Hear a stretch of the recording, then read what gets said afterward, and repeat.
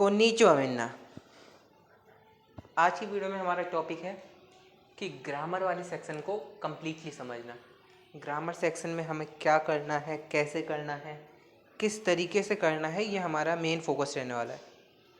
अगर आपने कांजी वाली वीडियो देखी है तो आपको पता होगा कि इस वीडियो में हमारा मेन फोकस क्वेश्चन पे नहीं है। अगली वीडियो से क्वेश्चन फोकस हो गए।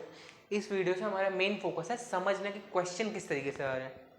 जैसे अगर हम ग्रामर वाले टॉपिक का एक ओवरव्यू लें तो ये रीडिंग और ग्रामर दोनों आते हैं इसमें। रीडिंग प्लस ग्रामर सेक्शन दोनों होता है। बेसिकली इसमें पैसेज आते हैं, स्पेलिंग का ध्यान मत देना, पैसेज आते हैं इसमें मेजरली 40 मिनट का होता है। सेम कांजी की तरह 60 में से 19 नंबर चाहिए होते हैं पास होने के लिए। उसके साथ जो पैसेज आते हैं वो किस तरीके के होते हैं, वो बेसिकली छोटे छोटे होते हैं पैसेज। ज़्यादा मुश्किल पैसेज नहीं आते हैं। छोटे का मतलब आसान होते हैं, उतने मुश्किल नहीं होते। इस समय N5 में बहुत आसान पैसेज आते हैं जिसमें आपको वोकेबलरी टेस्ट होगी, क्योंकि आपने जब तक आपको वर्ड की मीनिंग नहीं पता है तो आप आगे कंटिन्यू नहीं कर पाओगे। तो इसके लिए आपको जो चीज़ ज़रूरी है वो है वोकैब। आपको सारी वोकैब पता होनी चाहिए। वोकैब में आपके क्या आ जाएंगे, एडजेक्टिव, एडवर्ब्स, वर्ब्स और उसके अलावा फ्रेजेस। फ्रेज बहुत यूज़ होते हैं, याद रखना। रीडिंग में और लिसनिंग में फ्रेज बहुत यूज़ होते हैं।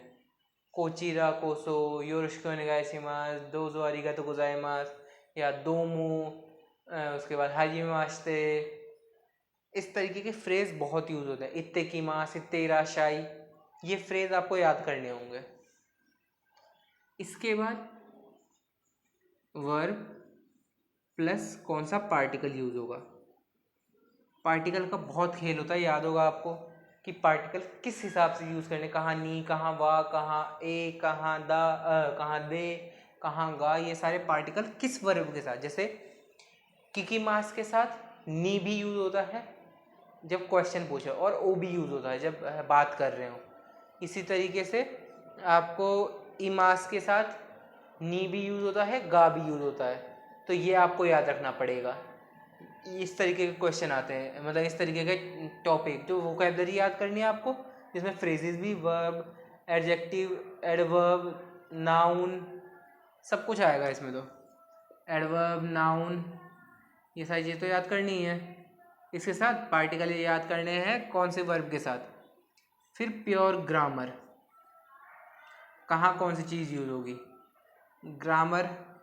ग्रामर के हिसाब से आपको बहुत, जो मैंने कहा था बहुत ज़रूरी, एडजेक्टिव्स को कन्वर्ट करना आना चाहिए, वर्ब कन्वर्ट करनी आनी चाहिए, पार्टिकल्स का यूज़ आना चाहिए। चैप्टर नंबर 7 ये जहाँ तक आगे मास मुराई मास वाला टॉपिक बहुत अच्छे से आना चाहिए। सारी फॉर्म समझ में आनी चाहिए। इसमें ही आपको पूरी ग्रामर हो जाती है। तो मतलब पूरी ग्रामर तो आनी चाहिए। अब पैसेज के अलावा किस तरह के क्वेश्चन आते हैं। एक तो पहला हो गया पैसेज आ रहे हैं, दूसरा होता है पार्टिकल के लिए, कि कई बार ऐसे क्वेश्चन आते हैं कि सेंटेंस लिखा है, जैसे मान लो कि हिसाब से लिखा है योजिनी ओकीमाश्ता, ऐसे लिखा है। 4 ऑप्शन होंगे, वा, नी, तो, दे। तो नी है। नी क्यों है? क्योंकि टाइम के समय जब आपकी बीइंग समझ में दिखाई जा रही होती है उस समय नी आता है। तो इस तरीके का क्वेश्चन आता है कि पार्टिकल कहाँ यूज़ होगा। इसके बाद सेम पार्टिकल के तर्ज पे ही वर्ब की तरीके से क्वेश्चन आते हैं कि वर्ब लगाओ।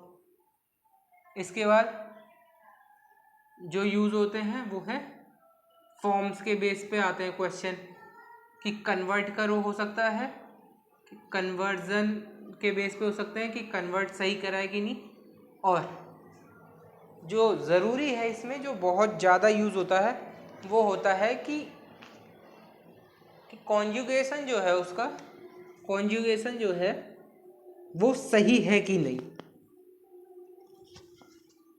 जैसे मान लो कि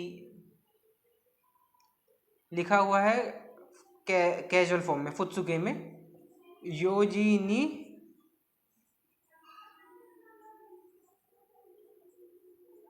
ओकीरो, ये हो गया छोटा सा। अब ये भी था योजीनी ओकीरू तो ओमो या तो ओमोईमास। तो इधर डिक्शनरी फॉर्म आएगी, फुत्सुके आएगा, सिर्फ ओकी आएगा, ओकिता आएगा, तो ओमो के साथ, ये आपको चेक करना होगा और इस हिसाब से आंसर देने होंगे। ये बहुत आता है कि अंडरलाइन करा हुआ है कि इसकी जगह कौन सा वर्ब यूज होगी। ओकीरू की जगह ओकोरू होगा या ओकिता होगा या ओके मेरू होगा, ये आपको चेक करना होगा। तो इस तरीके के क्वेश्चन बहुत ज़्यादा आते हैं। ये फ्रेज इसमें पैसेज में भी यूज होते हैं कि एक पैसेज का किसी एक लाइन को उठा के लिख दिया नीचे, इससे चेंज ये सही लिखी है कि नहीं, या फिर इसे और किस तरीके से लिखा जा सकता है कैजुअल फॉर्म में, ये भी क्वेश्चन आते हैं। तो इसमें लिए आपको फॉर्म, उनकी कॉन्जुगेशन बहुत ज़्यादा अच्छे से आनी चाहिए, ठीक है। इसके अलावा अभी अगर हम बात कर ही रहे हैं तो लिसनिंग ही कर लेते हैं, क्योंकि इस वीडियो में मैं क्वेश्चन नहीं लाया हूँ जान के। छोटे लिसनिंग का भी छोटा सा है, क्योंकि लिसनिंग तो अभी हम कर नहीं पाएंगे। लेकिन हाँ, अगर लिसनिंग की बात करें तो लिसनिंग में क्वेश्चन 4-5 तरीके के आते हैं। एक होता है कि आप क्वेश्चन पढ़ोगे, क्वेश्चन रीड करा आपने, आंसर रीड करा, ऑप्शन वो बोलेगा, उसमें से आपको 3 टिक करने हैं। आपने क्वेश्चन पढ़ा, आंसर की जगह टिक करने हैं। क्वेश्चन भी नहीं बोले, आंसर भी नहीं लिखा है, सब कुछ बोलेगा वो, सब कुछ लिसनिंग पे होगा, पूरा क्वेश्चन आंसर सब बोला जाएगा उधर से, उसके बेस पे। तो ये उतना मुश्किल नहीं होता, मेन फोकस आपका इधर रहना चाहिए। लिसनिंग पास होने लायक आप आराम से कर सकते हैं अगर आपको थोड़ा बहुत भी आता है मेरे हिसाब से तो। और लिसनिंग के लिए जो मैंने करा वो तो मैंने आपको समझा ही दिया, आप उस तरीके से करना चाहते हो वैसे कर सकते हैं, ठीक है। ये है बेसिक ग्रामर।